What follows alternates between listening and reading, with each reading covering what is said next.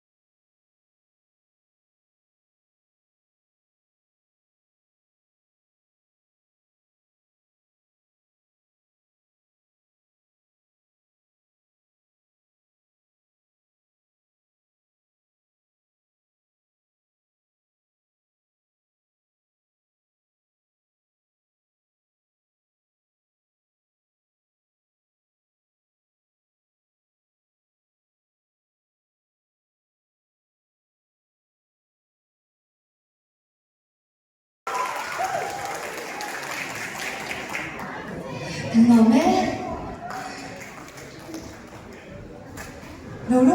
đâu đó ông thì hát tôi có bị học bắt đó rồi thì hát gần xe rồi đi học con thì đuối rồi ha tụi nó chưa ngon mấy chị em sao đi Ngon cái dia. Và này có cái gì thế? cái van này thì cái chân số sao vẫn sao rồi Asan chu hey Miss Feli hi bon ta kana kan ke mani mi zo artist ro po. Chumi a po ana hi ta khai chu moi. Kurun sa song ta hi va ne ki di.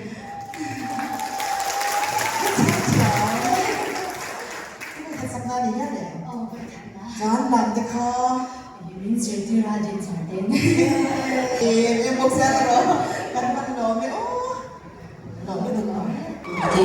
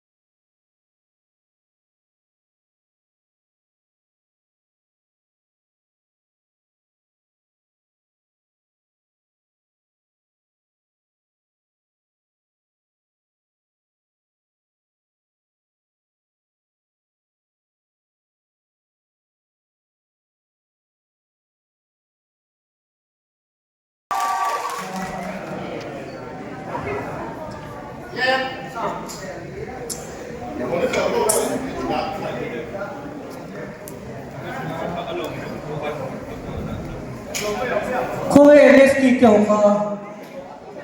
no?